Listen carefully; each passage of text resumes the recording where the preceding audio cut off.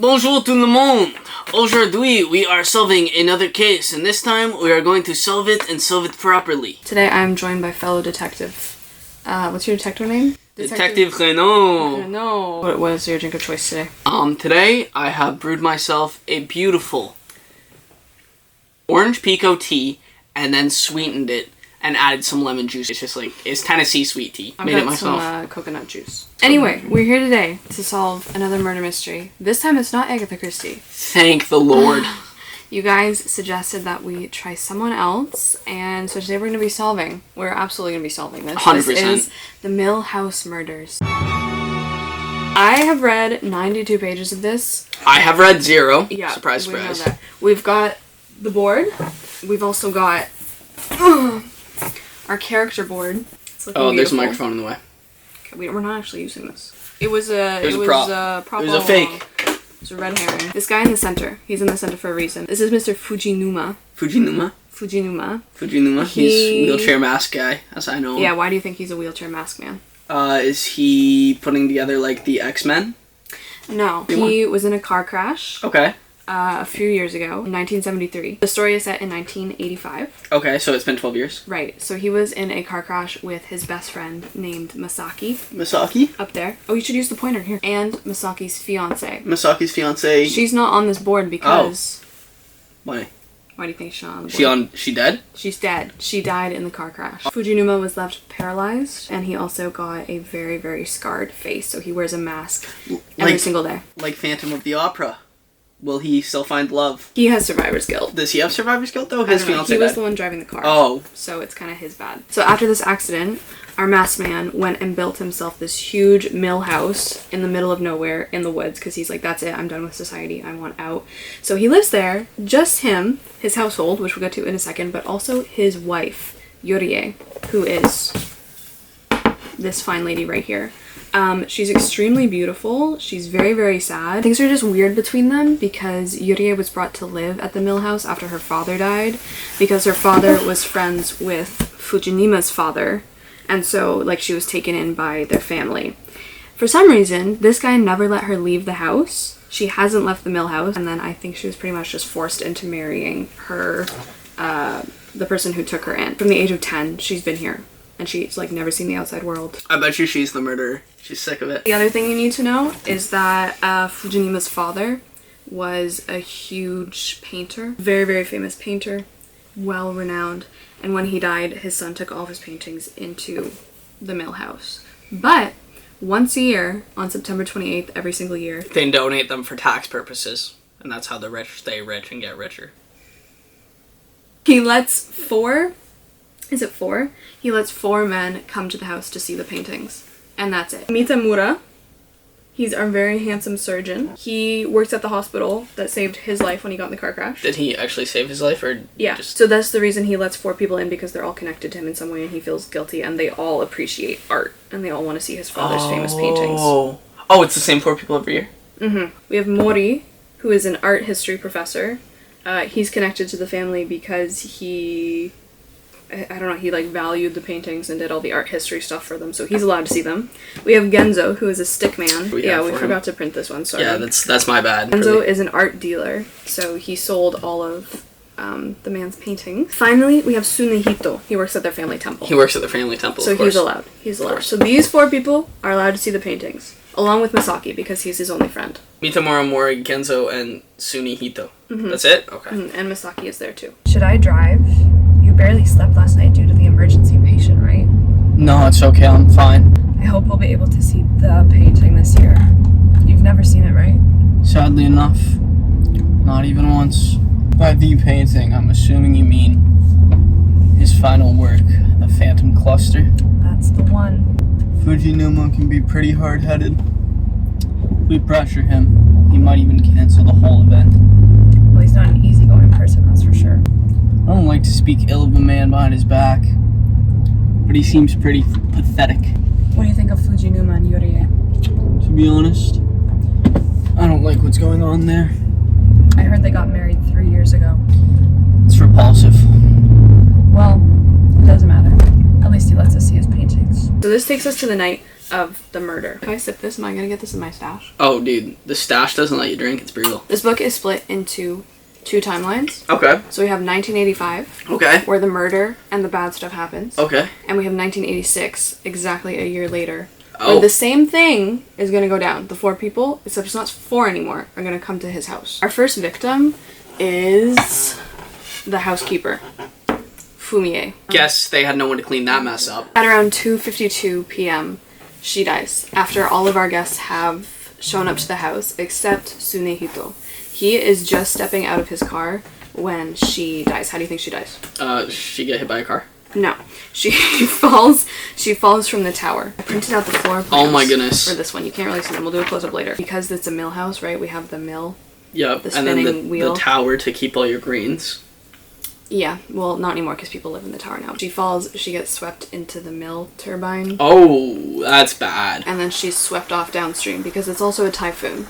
Conveniently, it's a typhoon. Her death is ruled an accident. It was not an accident. Je pense pas. Elle n'a pas sauté. And then by the end of the night as well, I'll just give it to you straight because it tells you on the first page. Saki is dead. Oh. I know. His best friend, his body is chopped into 6 different pieces. Okay, so I think that was definitely an accident. And he's thrown into the incinerator in the basement. Oh. We do know that someone is blamed for all of this. A painting is also stolen. So the housekeeper dies, his best friend dies, a painting is stolen, and the person blamed for it all, Tsunehito, the Buddhist priest, yes. He disappeared after all of this went down. Oh. The blame is put on him for stealing one of the paintings and for murdering Masaki. Damn. But we don't know why.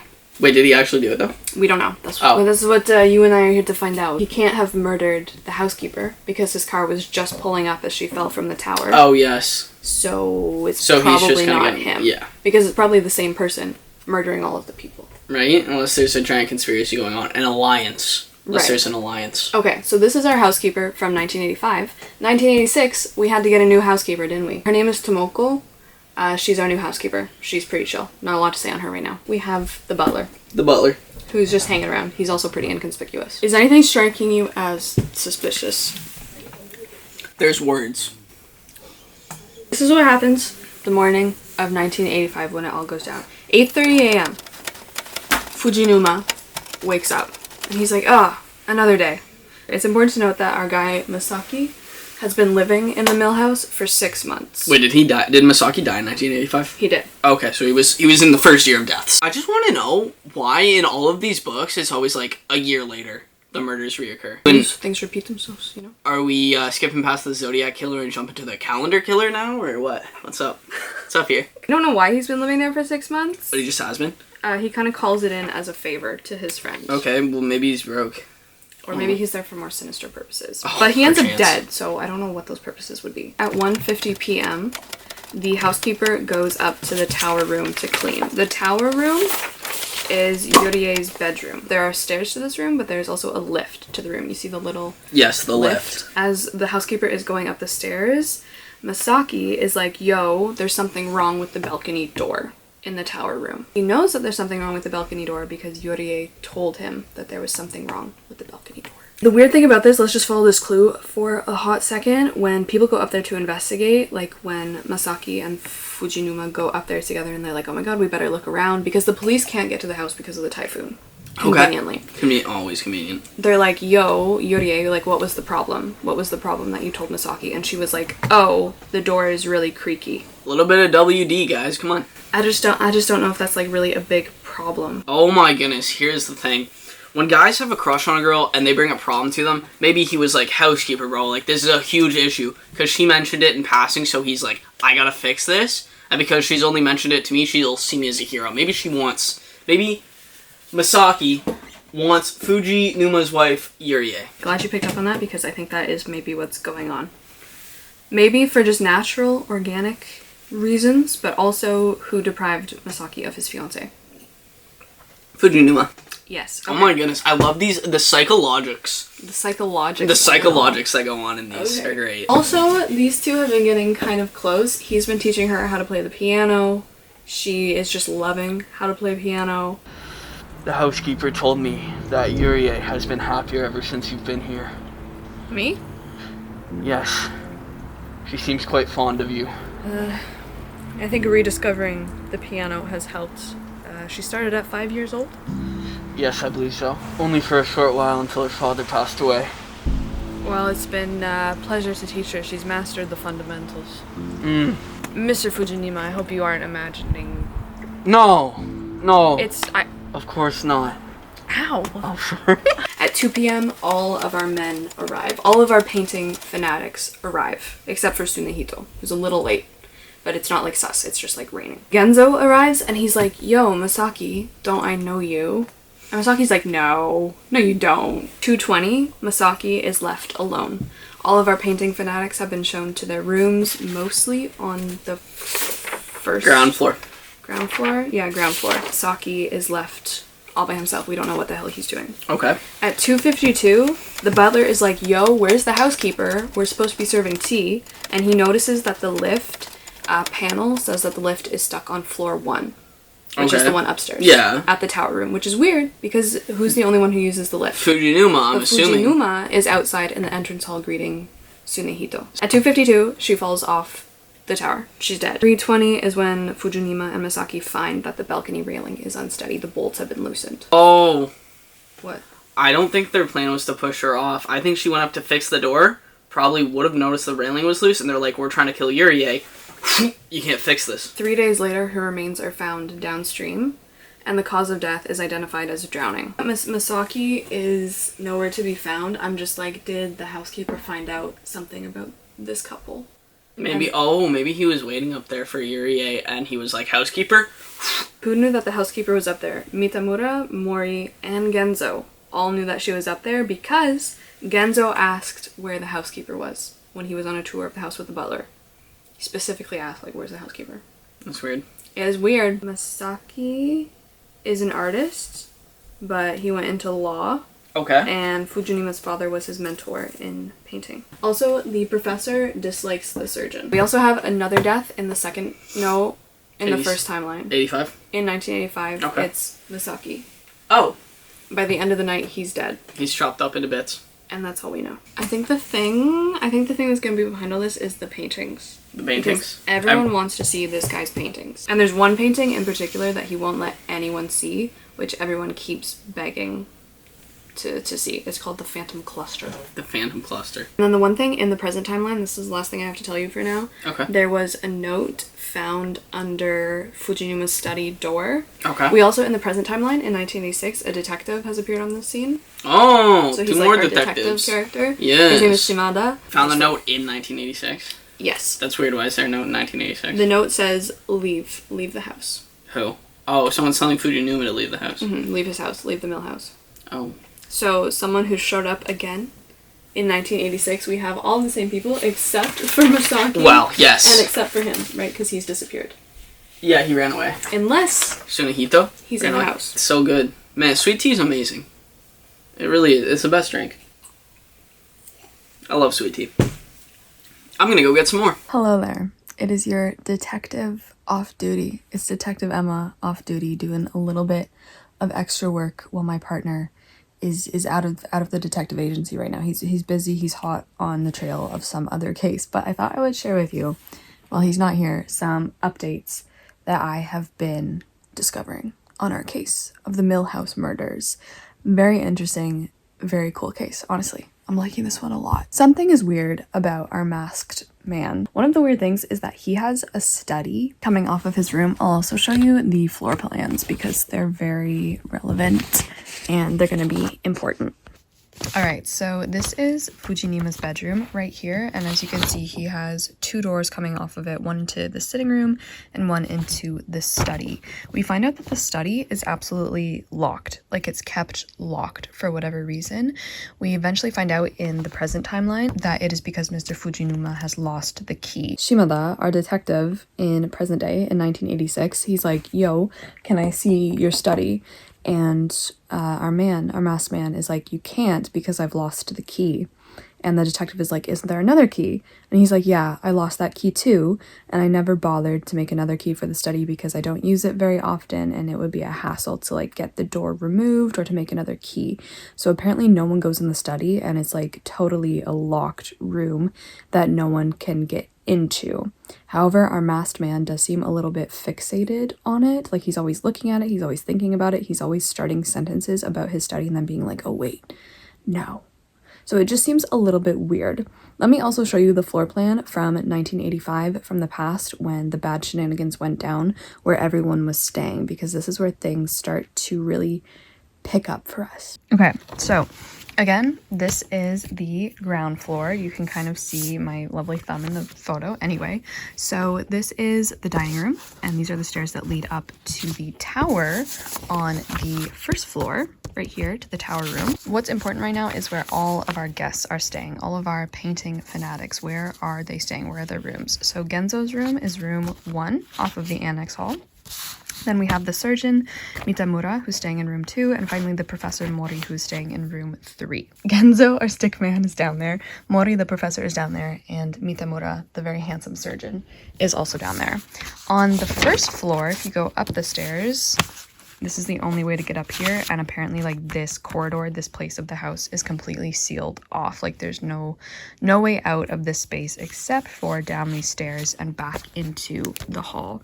So up here in 1985, we have Masaki, Fujinuma's friend, as well as Tsunehito, the priest. So they're in rooms 4 and 5. Yurie stays in the tower room. This is where she is, and her husband is down here on the ground floor.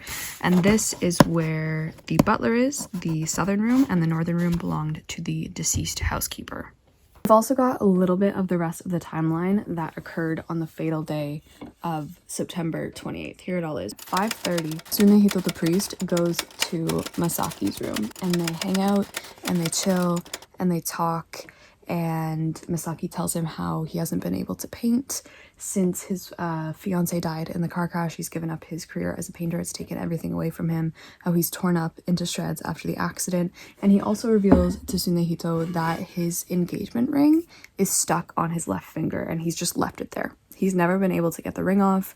I don't really think he wants to take it off, but regardless, the ring is stuck there. The first clue that we really get, I guess, is the finger. Has Masaki's very significant, very prominent cat's eye ring on it, so it's identified as Masaki's finger. At 7:40, everyone is present for dinner, including the butler. At 8:30, Genzo, our stick man, and Mitamura are just chilling in the annex hall, and then they're eventually joined by the priest, who's not looking very well. We learn that the priest is down on his money. He doesn't really want to be a priest in the first place. He also wanted to go into art, and he's just really not having a good time with any of it. And then he was like, I'm gonna go off by myself to the southern gallery, which, if you can see on the map, is just right here at the bottom. 9:30, the butler, Shoji, is passing through the north gallery on his way to the annex, and he runs into Tsunehito, I believe, in the northern gallery, and he has his hand outstretched as if he's gonna touch the paintings, and the butler is like, yo, don't do that. At 10:30, okay, this is where it gets really relevant. 10:30, the priest heads to bed. Shortly after, Genzo heads to bed. Of course, Tsunehito's room is on the first floor, so he goes up the stairs, Genzo stays on the ground floor, and shortly after that, at around 11, Masaki also retires, so he goes upstairs. Mori and Mitamura stay up and they start playing chess, and they play chess for a very, very long time. Okay, so I'm gonna tell you straight up. I think I know what's going on. What? I think I cracked it, and I think I cracked it like 50 pages ago. 105, Butler's like, yo, why the hell is there a light in the annex where all of our painting fanatics are staying, right? There shouldn't be a light there. At 1:15, Yurie comes down to visit her husband. She comes down to tell her husband that a painting has gone missing. 1:25, everyone runs to the annex because they're like, oh my god, we gotta go get everyone together. We find our dudes still playing chess. They're still playing chess. They're hanging out. The surgeon and the professor. Queen to D9. Guess who comes down from the rooms? Genzo comes down. Masaki comes down. Guess who doesn't come down? So riddle me this. The two men there saw Masaki go up to his room, and they saw Tsunehito go up to his room. Wait, they saw Tsunehito go up to his room? Remember at 10:30? At 10:30? 10:30, Tsunehito goes up. They're like, climb out a window? They're like, oh my god, he must have stolen the painting. They go up to look, and he's not in here at all. There's only windows which lock from the inside, and they're not even big enough for a grown man to pass through. This guy a ghost? They look literally everywhere, like in closets, under the bed, in both of the rooms. He's not anywhere to be found. How is this possible? There's nowhere to go unless he, like, climbed out, bro. The only place that they don't check is, I guess, like, the ventilator. They even go up into the roof. No one's in the roof. Let me tell you the rest, and I'm gonna tell you, see what you think. Okay, so at 2:40, everyone's like, you know what? Let's just go back to bed. They just quit. They're like, there's a painting missing, there's a dude missing. Yeah. Snooze a clock, guys. Yeah. At 2:50 a.m. in the morning, we have Fujinuma, his wife Yurie, and Masaki. They're all going back to the dining room and back to, like, the tower room, back to their whatever. They're just walking each other out. At 2:50, Yurie is like, there's someone outside in the rain. She's like, I just saw someone through the window. The other thing is at the back door, they find the back door open. Oh, okay, so... when it should not be open. So he left through the back door somehow. So someone went into the back door. Saki is like, oh my god, you're right. I see Tsunehito out there.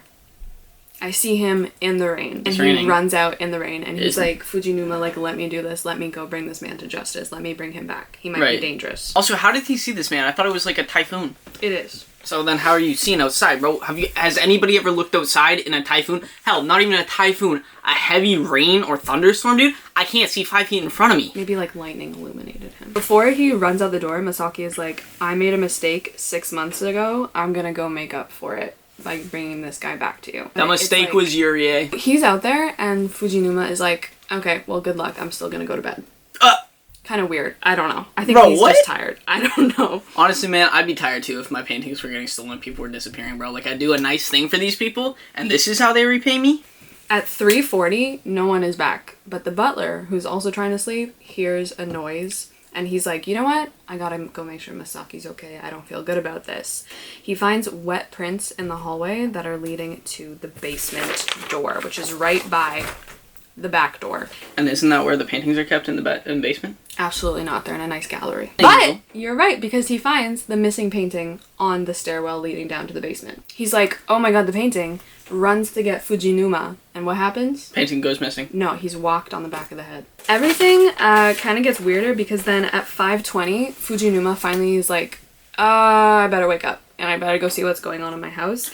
He goes into the dining room and he finds his butler tied and gagged. At this point, Masaki still hasn't returned. The painting's missing again. And we don't know where Tsunehito is either. 5:20, Fujinuma is like, I gotta go check on my wife. They find Yurie in her tower room. And the butler is like, wait, isn't that smoke coming from the chimney? And then this is the point where everyone, except for Masaki and Tsunehito, go downstairs to the incinerator and find the body inside. Which they're like, it's Masaki, because remember we have the finger, the ring finger. The ring finger? Remember the first clue was the human finger? Hear me out, though. Okay, what's your theory? Are we 100% sure Masaki's dead? Okay. Yeah. What's your theory? Look, here's all I'm saying is he chopped his own finger off. Yes! He chopped his own finger off, dog. Like, okay, there's a ring finger burning with the ring on it. Obviously, it's gonna have your ring if you're trying to, like, divert. It doesn't have the ring on it. The ring's gone. Oh, then how the hell do they know There's it's his an finger? indentation on the wedding finger. I think he pulled a Peter Pettigrew. But we have to find out, like, why would Masaki want to kill Fumie, the housekeeper? I believe they found the housekeeper's remains 3 days later. Yes. We were told she was caught in a fallen tree downstream. If you don't mind, could you tell me the state of her remains? She looked absolutely awful. In what way? She'd been in the water a long time. We could tell the fish had been feeding on her. Ah, I understand. She drowned, they said. That means she was still alive when she fell from the balcony railing. What is it you're angling for? The housekeeper died in a tragic accident. An accident, eh? Are you suggesting it wasn't an accident? Yes, I suppose the circumstances do indicate an accident. But that's what bothers me. But that would mean it was a suicide. Or a murder. A suicide seems very unlikely. Why would she commit suicide on that specific day? Yes, murder is what I was thinking. Now you're just making up fantasies. Fantasies? Misfortune never comes alone. Sometimes coincidence creates the impossible.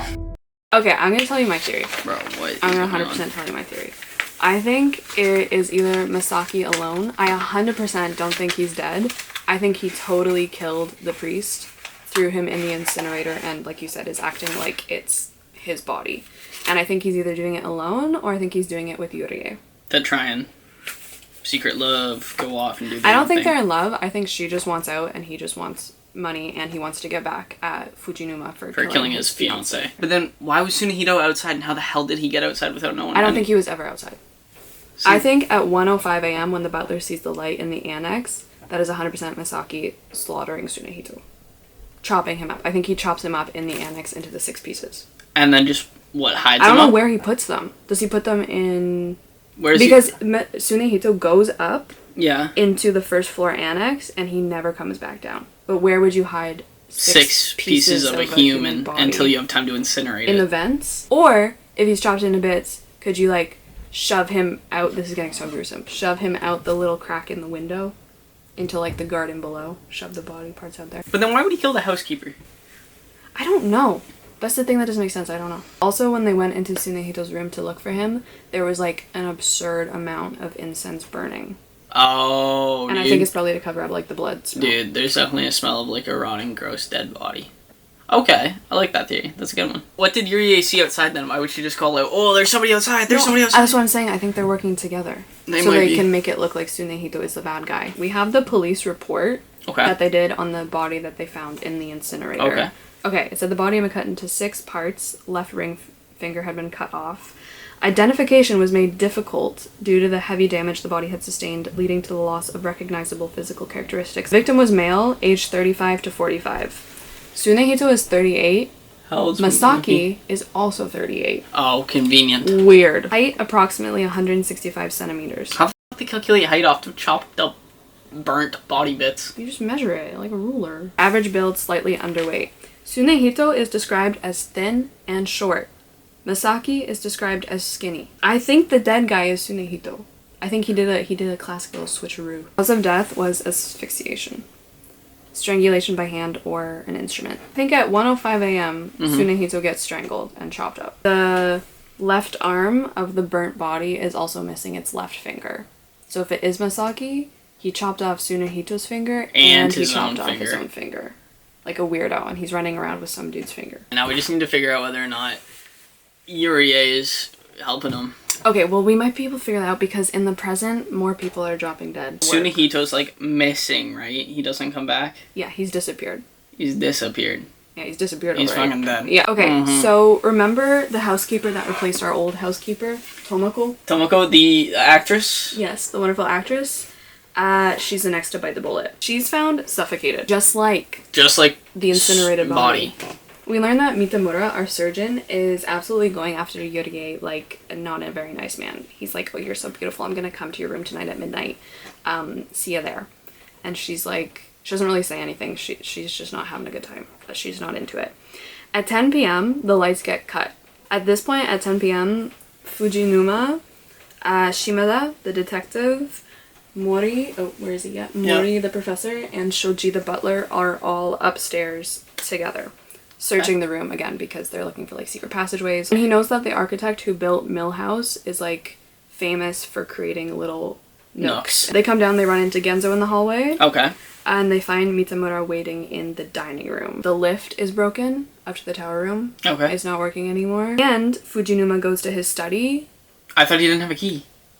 And he finds it open. He finds the door to it open and the key on the ground. At 12:55 a.m., Yurie screams and the butler finds Tomoko dead, strangled in the hallway. But we find out that that's not the reason that Yurie screamed. She's like, oh, my room, oh my god, my room. Everyone runs up to the tower and we have another murder. Wait, hold up. When she's screaming about her room, do they run past? Well, she just comes down from the tower screaming and everyone's like, oh my god, are you okay? What's wrong? And then the butler's like, oh my god, Tomoko's dead. Oh, in a different room? Yeah. Okay. So they go up to the tower and they find someone dead. In her room? Yeah, in her room. Splayed across the piano. Do we get told who it is? Yeah. Who is it? Who do you think it is? Junior detective. Who do I think is dead? So Tomoko's dead. Fujinuma can't get upstairs. Tsunehito's gone missing. Oh, Mitamura's dead. Yes. Yeah. Oh, you know why Mitamura's dead though? Why? Because it's 100% Masaki, and he's like, oh, this guy's flirting with you? This guy's flirting with you? I disagree. Oh, okay. I think it's actually unrelated. For fun? I think it's either like Masaki and Yurie together, Okay. and Yurie kills Mitamura, or it's just Yurie alone. unrelated to this whole circumstance, killing Mitamura because He's in like- her room and yeah. like she's not cool with that. He's killed with a nail puller to the back of the head. Bro, do you know how much force you have to hit someone with a nail puller to kill them? Well, I don't even know what that looks like. So he's slumped over the piano, and the only clue that we have aside from the nail puller is that his right hand is holding his left ring finger. Yuri is like, yo, I went to take a shower. I came out and he was dead. I don't know what to tell you. So why yeah. would he... Okay, if it was Yurie and he deliberately gripped his ring finger, why would he do that for Yurie? It makes more sense that it's Misaki. Misaki runs up there when she's in the shower, Yeah, clocks Mitamura, with this nail puller. runs downstairs, and strangles Tomoko. Got it? Could it be Fujinuma? Dude. I feel like he's the How one would who's he get least up- how- suspected. Well, with the- maybe he's No. faking. He's faking being in a wheelchair? I don't know. And we learned what Misaki did 6 months ago. Okay. Okay, Misaki had been the main suspect in a robbery and attempted murder case that occurred in a ward that occurred in Tokyo.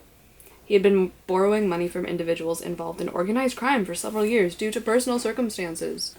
I think we've done it. I think we've cracked it early on. It kind of has to be Misaki, right? He's hiding from the feds. He wants money. He's got this painting. He's gonna go sell it. He's now coming back for his bride. Our suspects are Misaki and maybe Yurie. See, the thing These is, two. maybe Yurie. Here's the only thing that really draws Yurie to this case is she's going stir crazy. She has Stockholm syndrome, and she was like, "Yo, I saw somebody outside." Why would she say that?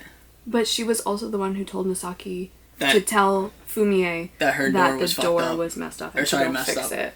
Yeah, so I mean, all that adds up to her being like And in on when it. Mitamura was like, yo, I'm gonna come up to your room, she didn't refuse him.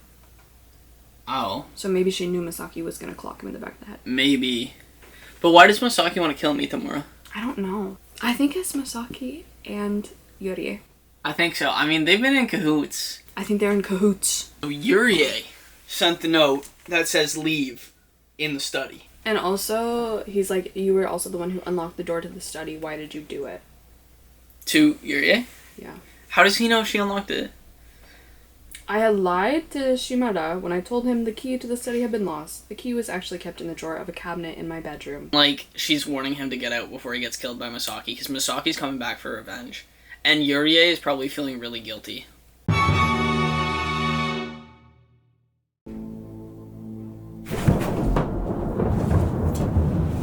Shimada, where did you come from? I finally know what the shape looks like. I've completed the puzzle and this is a crime beyond belief. What? I think you're the one who should explain yourself, actually. You dare accuse me of being a criminal? You planned and executed a spine-chilling crime. You should at least be able to keep your dignity as the curtain falls. This is outrageous. What crime do you claim I've committed? All of them. You killed Mitamura, and you killed Tomoko too because she saw you run away. And that's not all. You are of course responsible for everything that happened last year. You killed Fumie, you pushed her from the balcony, you're the one who stole the painting, and you're the one who left the burning body in the incinerator. I have an alibi for Fumie. And have you seen me? I couldn't get down the stairs to the incinerator. And as for Mitamura, I couldn't have killed him. The lift is stuck. It would have been impossible for me to commit these murders. You're right. Fujinuma could not have committed these crimes. But you could have. Stop it. Leave me alone. Do you really want me to pull that mask off of your face? Masaki? There's only one thing I don't understand. Why kill Fumie? Fumie had to go. She would have realized the swap. Mitamura tried to help me up. He found out my left finger was missing. So what did you do with the real Fujinuma? Before I threw Tsunehito in the incinerator, I killed Fujinima and hid him in the study. He's still there. Alright, so after the detective just went crazy on Fujinuma, what did we learn? Fujinuma says, have you gone mad? I couldn't have done any of that. I couldn't have gone up to the tower. I couldn't have gone downstairs. I couldn't lift bodies, right? Because he's partially paralyzed. And the detective says, do you really want me to pull that mask off your face, Masaki? Oh my goodness. Isn't that good? That is a good one. Wait, so then what happened to Fujinuma? You're right about the finger part and Okay. the fingerprints. Okay. The ring finger did belong to Misaki, and it hadn't been cut off by, Tsunehito. Yep. The finger had been left there by Misaki himself in order to make everyone think that the body incinerator was his own hand. Oh, That was terrible. Mitamura helped him up, holding him by his left hand. The feeling of the hand must have made him suspicious because he's missing a finger. Dude, what happened to Fujinuma? Yeah, now I'm wondering where he went. Oh, in the middle of the night, he probably got killed the middle of that night when he went to bed. Oh my god, the strangulation marks left on Tomoko's neck are still visible, and I was able to make out that Missing the a murderer's finger. left hand was missing a finger. So he burned all the incense in order to mask the smell of blood in the room. Like you said. Like we're talking. And your accomplice is Yurie. Dude, are we smart? Here's the thing. When you don't get a cheap ending, you can actually be right. The light was him signaling to her. She stole the painting. Okay. And she pretended to see Tsunehito outside. Okay. Mask, gloves, a wheelchair, a hoarse voice, his physique, a wife as his accomplice. Fujinuma had already furnished all the necessary elements for an identity swap. Identity theft is a crime. Identity theft is not a joke, Jim. You plan to erase your own existence in order to get your hands on everything. You and Yurie got involved as lovers after you came here in April last year. You carefully observed Fujinuma's physique. Because Fumie knew Fujinuma so well, because she was responsible for his whole care and bathing him and seeing him without the mask, she had to go. She had to go in order so we could pull this up. What happened to Fujinuma? I could feel the dark flames of revenge burning inside me as I hit my friend, the person responsible for the accident 12 years before. He fell off his wheelchair, collapsing on the carpet. A weak groan escaped his lips, but eventually he stopped moving. We did it. We did it. We finally caught the culprit. How do you feel? How do I feel? I mean, I feel very satisfied. I'm very happy that this one actually turned out to be, solvable and brain work to solve it too. We were like 100% right too, because like Yuri helped him. So I don't know. We just didn't get the wheelchair twist with the mask, man. no, we didn't catch that. But that was cool. I flipped out. Fujinuma ended up getting slapped in 1985 actually, in the middle of the night. So. And he was in the secret. He was in a secret study room in study. And they found him there. Yeah. No, that was a good one. I enjoyed it. That was good. That was a good one. It's better than Agatha Christie. There's one we should solve next. Let us know. As a junior detective, I'm really trying to build myself up and prove myself. Build our portfolio. Exactly. Build my portfolio. I'm going to be the best detective in the world someday. Wow. What would you rate this book? I didn't really read it. I read like some of it. Honestly, like a 9, because I could actually read it. I've made Southern United States of America. No, I need the board. I need that board. Switch. Oh shit. Dude, the hair is brutal. Put it in a ponytail or something. I mean, the hair's brutal. The hair's brutal. You look like a librarian, dog. They were nibbling on her toes. Ah.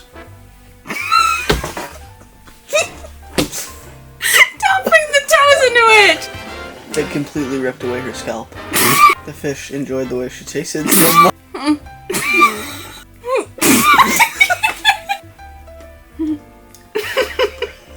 She became a part of their ecosystem.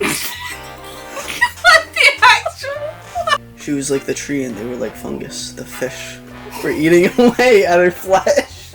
They had eaten so much she started to decompose. Okay, when I cut you off, get cut off.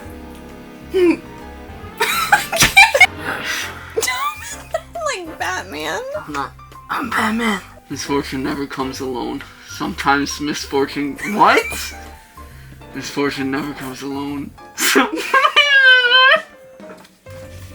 Misfortune never comes alone. Sometimes couldn't. Misfortune never comes alone.